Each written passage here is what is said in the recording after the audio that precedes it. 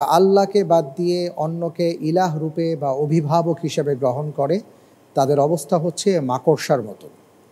আর মাকড়সার ঘর অত্যন্ত দুর্বল।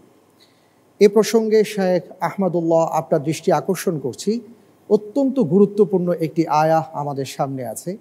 আমরা দেখি যে আল্লাহকে বাদ দিয়ে মানুষ কোথায় কোথায় ছুটে বেড়াচ্ছে। এই আয়াত তাদের জন্য কি শিক্ষা নিয়ে এসছে?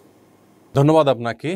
এই আয়াত আমাদেরকে শিক্ষা দিচ্ছে যে আল্লাহ ছাড়া অন্য কোনো ব্যক্তি বা বস্তুকে যদি আমরা ইলাহ বা উপাস্য রূপে গ্রহণ করি, আমাদের চালিকা শক্তি যদি হয় আল্লাহর প্রতি বিশ্বাস ছাড়া অন্য কোনো চেতনা, তাহলে সেটি হবে অত্যন্ত ঠুনকো।